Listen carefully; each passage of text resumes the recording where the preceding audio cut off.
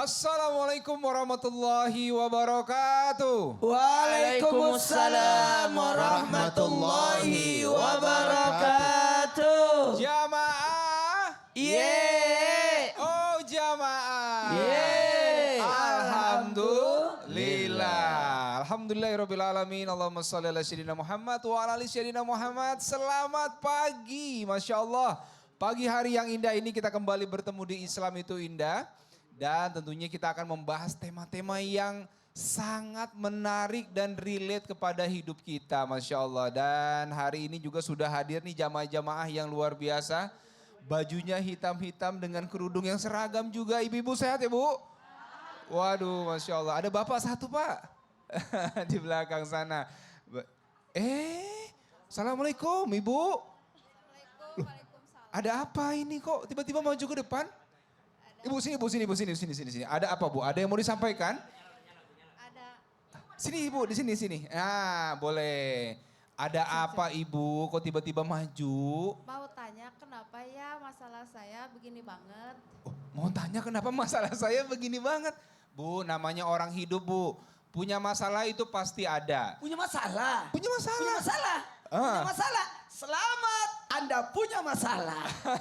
Selamat ya Ustadz ya? Iya selamat. Nah, karena orang hidup pasti punya masalah kan Karena Ustadz? setiap orang yang punya masalah pasti mereka adalah orang-orang yang Allah pilih. Dan Wah. Allah yakin dia sanggup menjalani ujian itu. Masya Allah, kalau gitu ini pas banget kita Pas jadiin tema hari ini juga begini Ustadz. Oke, memang apa tema kita hari ini? Kita baca sama-sama Bu ya temanya Bu ya. Itu dia. Itu dia tuh, Satu, kita dua, baca. tiga. Sabar ya, ini cobaan bagi wanita-wanita terpilih. Waduh Masya Allah, boleh tepuk tangan. Baik, Ibu nanti kita bahas ya. Ada masalah banyak tadi kan. Nah kita bahas satu-satu dengan guru-guru kita nih ya. Ustadz Maulana, ada Ustadz Syam dan juga Habib Usman. Ibu terima kasih, boleh kembali ke tempat. Iya, terima kasih banyak. Masya Langsung Allah. aja ya. Langsung aja Ustadz. Iya. Di awal ini kita langsung akan menyaksikan nih ada sebuah tayangan video nih Ustadz. Suami nekat akhiri nyawa istri. Waduh, seperti apa videonya? Ini dia. Waduh, Masya Allah kalau ngeliat keadaan begini Ustadz ya sedih banget kita. Tapi Sangat-sangat sedih. betul, dalam rumah tangga juga nih Ustadz. Mungkin ada beberapa yang punya kasus ketika seorang istri punya suami yang kasar Ustadz. Nah kalau kejadian seperti ini, apakah ini seperti kisah dulu Siti Asiyah punya suami yang kasar, yang temperamen dan lain sebagainya. Kalau kita balikkan ke zaman sekarang Ustadz, istri yang punya suami semacam itu, sikapnya bagaimana dalam Islam? Kalau dia mengajukan cerai boleh nggak sebetulnya? Nah itu pertanyaan. Menarik itu tuh. Silakan Ustadz Maulana. Terima kasih banyak Dude dan Ustaz Sam dan Habib Usman bin Yahya.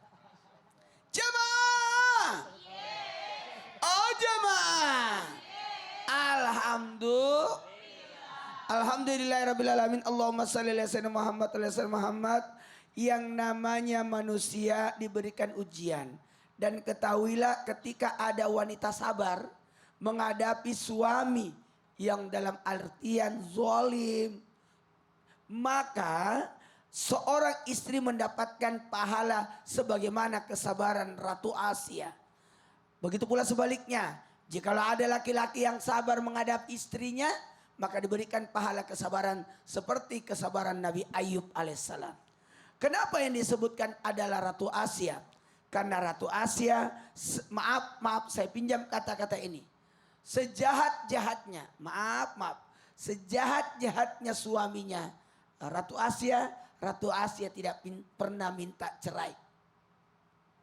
Sejahat-jahatnya suami Ratu Asia tidak pernah minta cerai. Jadi kata cerai itu ending banget. Ternyata Ratu Asia dihadiahkan oleh Allah istana di surga. Beliau adalah ratu. Begitu sabarnya beliau. Nah kalau tadi Mas Dude bertanya, gimana kalau dibawa ke zaman sekarang? Jikalau ada suami yang seperti itu, zalim kepada istri, apakah boleh mengajukan gugatan cerai? Jawabannya, lihat dulu kondisinya. Kalau sesuai syariat itu boleh. Kalau ada wanita tanpa alasan meminta cerai, tidak akan mencium baunya surga. Diminta untuk bersabar dalam kondisi ini dulu lihat. Tapi kalau sudah mengancam nyawanya, nih, kalau mengancam dirinya, membahayakan dirinya, maka seorang wanita boleh menyelamatkan diri untuk menyelamatkan jiwanya karena tubuh ini milik Allah. Kembali, untuk apa? Menyelamatkan, untuk meminta keselamatan diri. Karena ingat, haram laki-laki memukul istri. Sekali lagi, haram laki-laki memukul istri dan dilaknat oleh Allah jikalau ada laki-laki yang memukul istri. Diharamkan.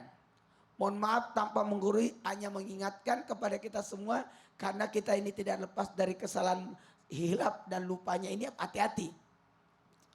Yang namanya suami istri betul, ingat, jangan saling menyiksa. Pukulan itu bukan hanya pukulan tangan, bukan. Pukulan kata-kata termasuk, penghinaan termasuk, membuli pasangan termasuk, tidak memuliakan pasangan termasuk.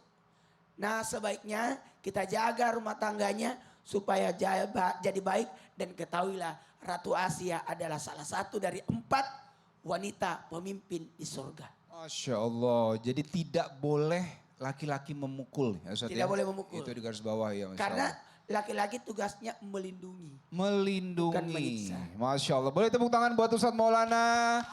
Terima kasih ilmunya Ustadz ya.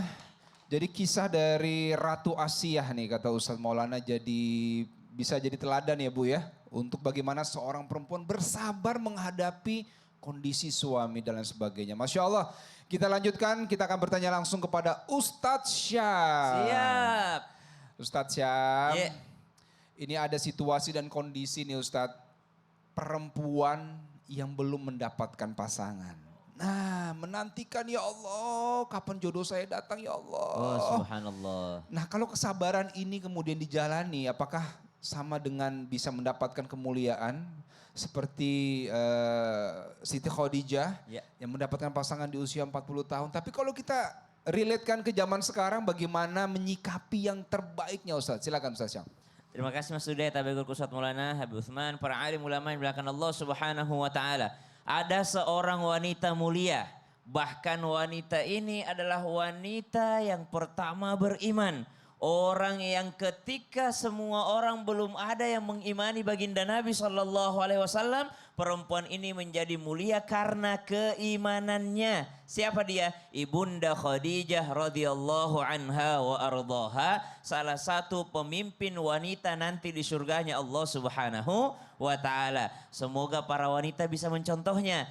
Di antara ujian-ujian yang dimiliki oleh Bunda Khadijah, beliau menikah, lalu suaminya wafat. Menikah lagi, suaminya wafat lagi. Maka apa yang dilakukan oleh Ibunda Khadijah? Ibunda Khadijah sibuk memperbaiki dirinya. Kalau bahasa anak sekarang, sibuk memperbaiki value-nya. Dirinya dia perbaiki, kedekatannya dengan Allah dia perbaiki, silaturahimnya dia perbaiki, akhlaknya kepada karyawannya dia perbaiki. Maka subhanallah, dengan begitu ternyata ujian yang beliau dapatkan ternyata akan mendapatkan suami nanti yang menjadi manusia terbaik yang pernah Allah ciptakan di atas muka bumi ini. Siapa dia? Sayyiduna Muhammadin sallallahu alaihi wasallam. Maka jikalau dikaitkan dengan tema kita pagi hari ini, bagi mereka yang belum ketemu jodohnya, sabar saja. Mungkin Allah sedang mempersiapkan jodoh yang terbaik untukmu. Dengan syarat perbaiki juga dirimu, maksimalkan juga value dirimu. Seperti siapa? Ibunda Khadijah radhiyallahu anha wardhaha.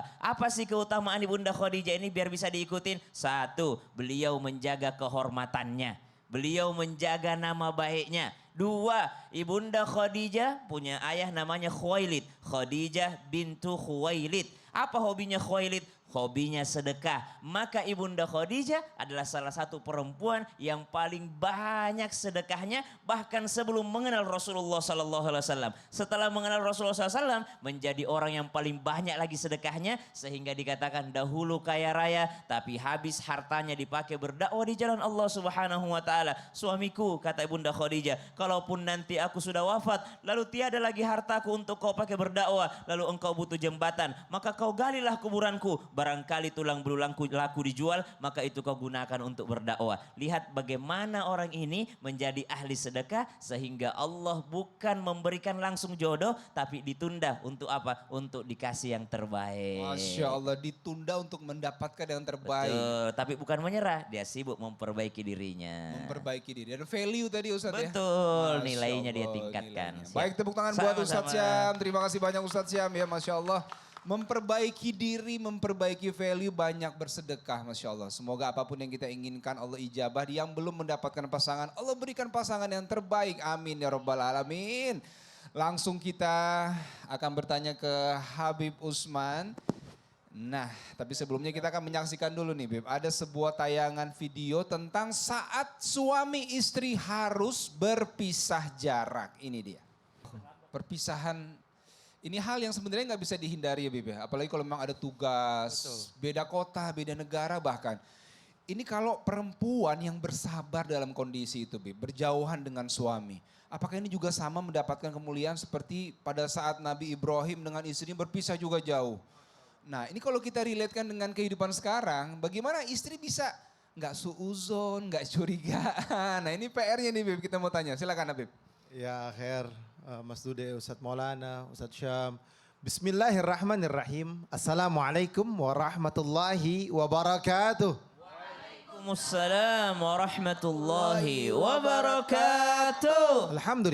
Alhamdulillahi rabbil alamin. Wassalatu wassalamu ala sayyidina wa nabiyina maulana Muhammadin wa ala alihi wa sahbihi ajma'in, amma ba'du. Segala puji bagi Allah Subhanahu wa taala yang telah memberikan kita nikmat iman, nikmat sehat walafiat, yang insyaallah penonton di rumah dan penonton di studio mendapatkan ilmu yang bermanfaat dari guru-guru kita, bisa diamalkan dalam kehidupannya sehari-hari. Amin, amin. Ya Allah, ya Rabbal alamin. Yang pertama kita harus memahami bahwasanya istri yang berjauhan dengan suaminya adalah merupakan ujian dari Allah Subhanahu wa taala, sebagaimana Siti Hajar yang ditinggalkan oleh Nabi Ibrahim, yakni memiliki anak yang bernama Ismail, yang berkata bahwasanya kalau ini karena Allah aku rela. Kalau ini karena Allah aku rela. Dan tidak pernah suuzon kepada Allah. Dan tidak pernah menyalahkan Allah Subhanahu wa taala. Dan tentunya di dalam hatinya ikhlas karena Allah dan mencari ridhonya Allah Subhanahu wa taala dan menjaga kehormatannya. Ini merupakan daripada apa? Ini merupakan wanita yang terpuji, wanita yang mendapatkan ridhonya Allah Subhanahu wa taala. Siti Hajar ditinggalkan di padang yang sangat tandus, yang dimana di sana tidak ada makanan, tidak ada air dan tidak ada apa-apa. Tetapi yakin kepada Allah Subhanahu wa taala. Hikmah yang bisa kita ambil di sini adalah bahwasanya pahala yang besar yang Allah taala berikan kepada kita, seorang wanita yang ditinggal jauh oleh suaminya dan tentunya yakin bahwasanya Allah sebagai penolongnya dan yakin mendoakan suaminya, Allah mahfaz zauzi, ya Allah jagalah suamiku. Dan dengan hati yang tulus dia doain, Allah mahfaz zauzi warzuqhu bittaqwa, ya Allah berikanlah karunia daripada ketakwaan. Agar apa? Suami takwa, enggak berzina, enggak khamar, enggak maksiat, enggak berbuat dosa. Wasidqa, dan di dalamnya kejujuran. Ya Allah jadikanlah suamiku jujur. Wa taqwa, dan ketakwaan yang murni, yang ikhlas karenamu ya Allah. Bil ikhlas, dengan keikhlasannya. Wa jama'ani, dan jadikanlah kumpul bagi kami bi khairin wal afiyah, kebaikan, kesehatan dan keselamatan bagi kami, kumpul nanti suatu saat dengan kebahagiaan. Ini doa yang harus dipanjatkan oleh seorang istri, sujud terakhir minta kepada Allah agar apa?